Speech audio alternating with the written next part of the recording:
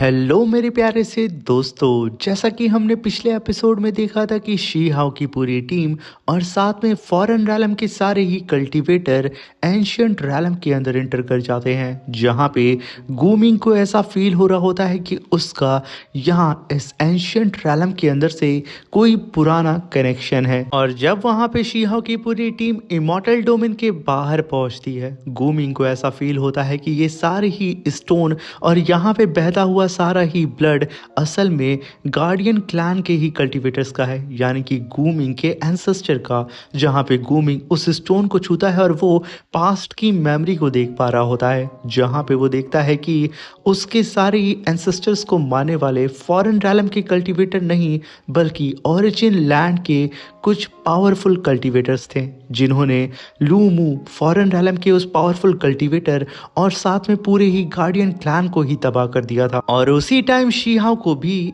Illusion नजर आते हैं, जैसे ही उसने अपनी पावर का इस्तेमाल किया था इमॉर्टल लॉर्ड के सामने। तभी शीहाओ देखता है एक मिस्टीरियस सी लेडी को, जो कि असल में गू क्लैन के अंदर मौजूद उस ओरिजिन लैंड के पावरफुल कल्टीवेटर से अकेले ही फाइट कर रही होती है। और इसी मिस्टीरियस लेडी ने बहुत हद तक उस ओरिजिन लैंड के पावरफुल कल्टीवेटर को रोका था, मगर वो खुद भी यहाँ घायल हो जाती है। मगर तभी हम देखते हैं कि शीहाओ की पूरी ही टीम उस इमॉर्टल डोमेन के सामने खड़ी होती है, जहां पे ग्रेट एल्डर अपने सारे ही साथियों को पीछे हटने के लिए बोलते हैं और काफ़ी पावरफुल अटैक जनरेट करके सीधा ही अपने सामने मौजूद उन स्टोन के ऊपर कर देते हैं। तभी वो स्टोन भी काउंटर अटैक सीधे ग्रेट एल्डर के ऊपर करते हैं, जिसकी वजह से इन दोनों की ही पावर आपस में टकराती है और काफ़ी बड़ा डिस्ट्रक्शन हमें देखने को मिलता है। मगर तभी जैसे ही डिस्ट्रक्शन हटता है, उन सभी लोगों के सामने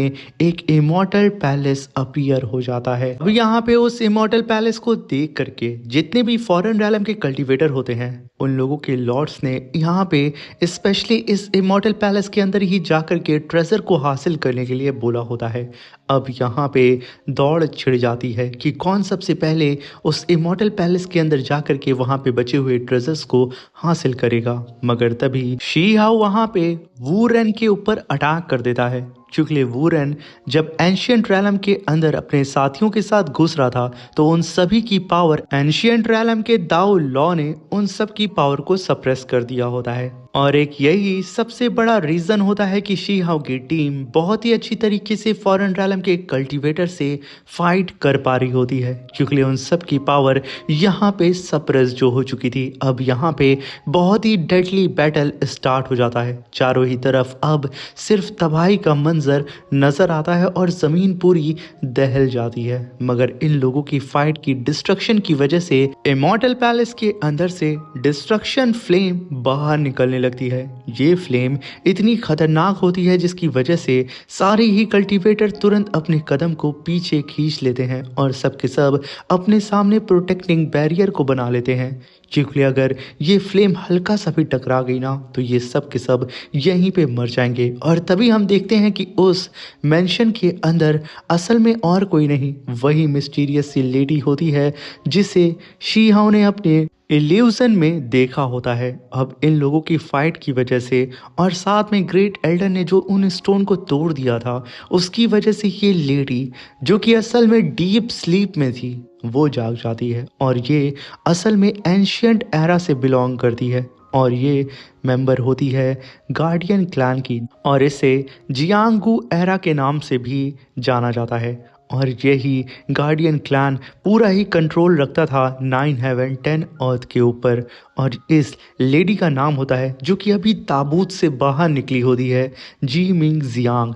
ये असल में एक डीमन होती है, मगर ये इमॉर्टलिटी को कल्टीवेट कर लेती है, जिसकी वजह से ये मात्र एक बची हुई एंशियंट एरा की कल्टीवेटर थी। इसके पास फैंग वू सितार था, जिसकी धुन की वाइब्रेशन से ही ना जाने कितने डायमेंशन डिस्ट्रॉय हो जाते। साथ में इसके पास डिस्ट्रक्शन फ्लेम की भी पावर थी, जिस फ्लेम में इतनी ताकत थी कि पूरे रैलम को ये जला के राख कर सकती थी। इसकी पावर इतनी ज़्यादा टेरिफाइंग थी कि उस एंशियंट टाइम में इमॉर्टल किंग्स भी इसके अटैक से डरा करते थे। और आप अंदाज़ा लगा सकते हैं कि ये असल में क्या चीज़ थी जो कि उस ओरिजिन लैंड के पावरफुल कल्टीवेटर से अकेले टकरा करके उन्हें मार भगाई थी। मगर इसकी वजह से वो खुद डीप स्लीप में चली जाती है और साथ में इसका काफ़ी गहरा रिलेशन इमॉर्टल किंग के साथ में भी था। और ये एक लौती राजदार है इस इमॉर्टल डोमेन की कि आखिर एंशियंट इमॉर्टल एरा में क्या हुआ था और किसने इन लोगों के ऊपर अटैक किया था और साथ में किसकी वजह से 9 हेवन 10 अर्थ का जो दाऊर रैलम है वो किसने तबाह कर दिया था, जिसकी वजह से वो लोग अपना ब्रेक थ्रू उसके आगे नहीं कर पा रहे थे।